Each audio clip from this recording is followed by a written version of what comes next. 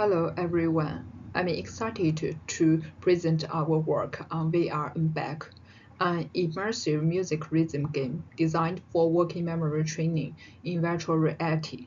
This is a collaborative effort between researchers from the Hong Kong Polytechnic University, Bunchen Laboratory, and the Beijing Institute of Technology. My name is Zhang Haiyan, and I will walk you through how we combine the adaptive MBAC paradigm with rhythm game mechanics to create a more engaging and effective cognitive training experience. Working memory is fundamental to our daily functioning, supporting reasoning, learning, and decision-making. The MBAC task is the standard for working memory training. It's flexible, adaptive, and scientifically validated.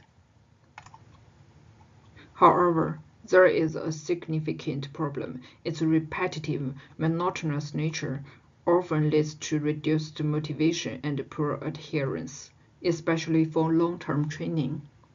Researchers have tried game-based interventions and immersive technology to address this, but most gamified MBAC systems are limited to 2D platforms like PCs or tablets.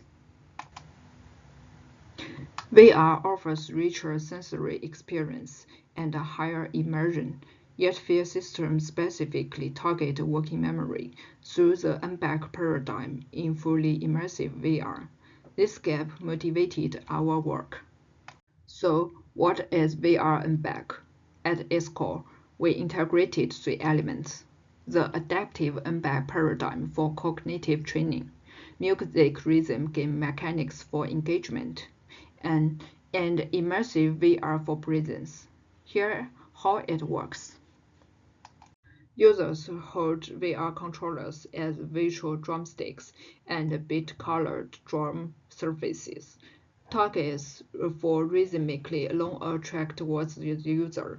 When a target reaches the judgment point, if it's a stimulus that matches the one from entries earlier, the user hits the green drum. For non-matches or non-stimuli, they hit the blue drum.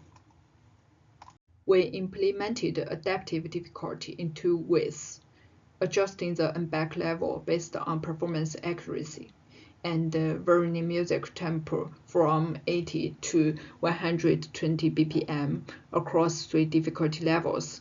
This ensures the task remains challenging but achievable, what we call the flow state. Let me briefly explain the technical implementation. We use a two-stage stimulus presentation. Targets appear 25 meters away and move towards the user. At point P1, a square block reveals a fruit stimulus that must be memorized, while the circular blocks are non-stimuli. At P2, the drum surface, users make their response. Crucially, the timing is synchronized with the music's BPM with an interstimulus interval between 1500 and 2000 milliseconds, standard for MBAC tasks. We also include lure stimuli appearing at n-1 or n+1 positions to increase cognitive interference and strengthen inhibitory control. For feedback, users receive immediate visual ratings based on timing accuracy, plus a performance summary after each song. This feedback mechanism reinforces learning and maintains motivation. This shows several examples of its use.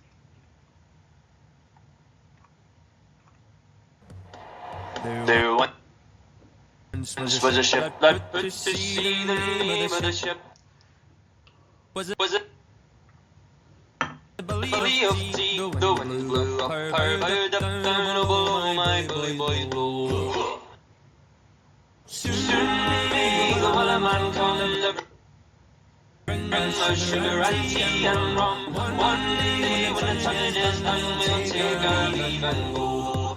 She not been 2 weeks from shore and learn on her a right whale board. The captain called all.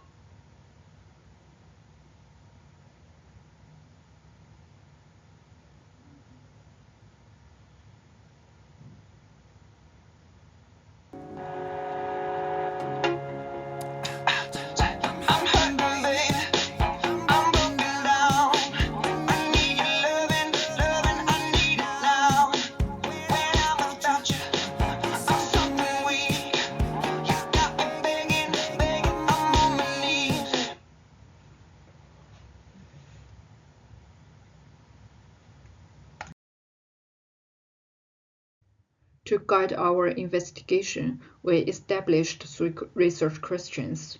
First, does VR and back actually improve working memory performance?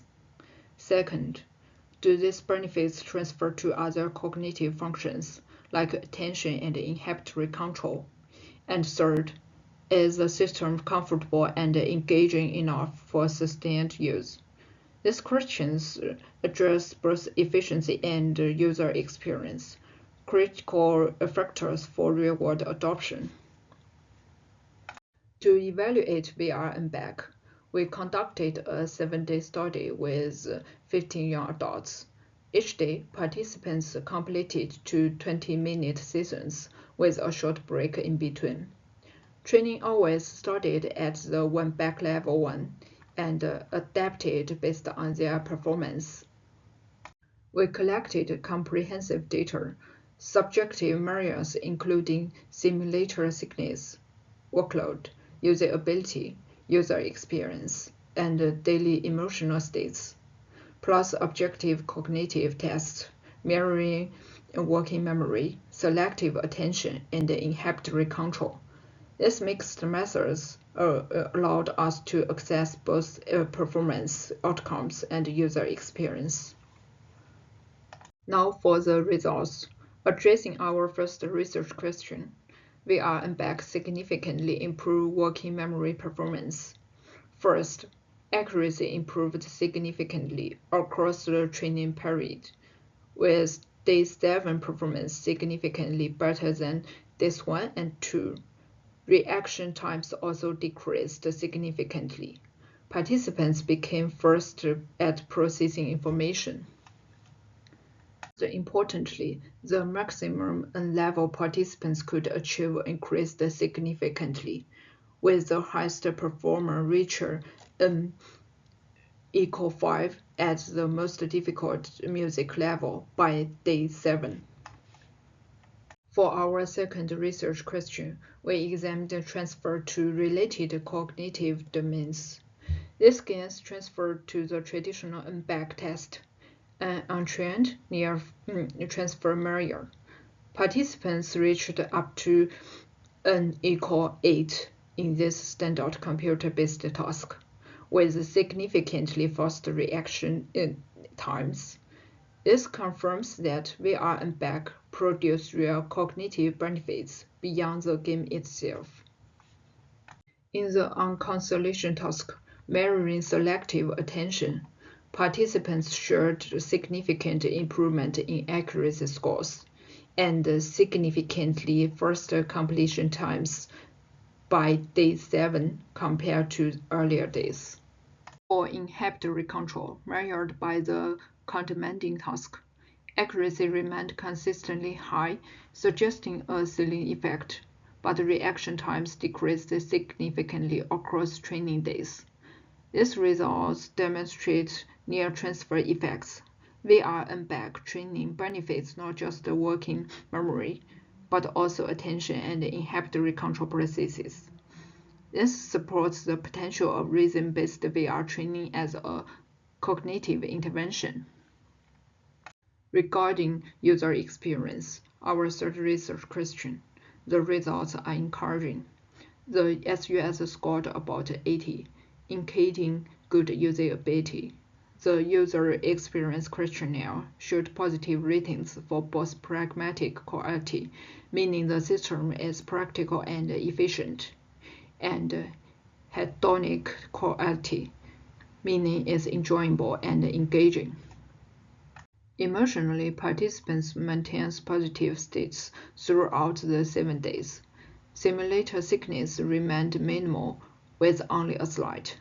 This feedback revealed that participants experienced flow states, finding the rhythm mechanics motivated and the adaptive difficulty appropriately challenging.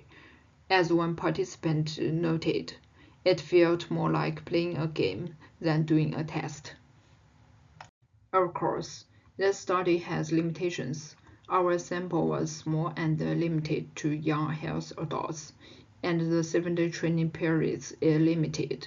Future work should extend training duration, test retention effects, and include diverse populations such as older adults or clinical groups, and more file transfer tasks compared to with 2D variants due and back paradigms, and personalized music selection based on individual preference. To conclude, VR and back shows that integrating the back paradigm with music rhythm game mechanics in virtual reality creates an effective, engaging, and usable cognitive training system.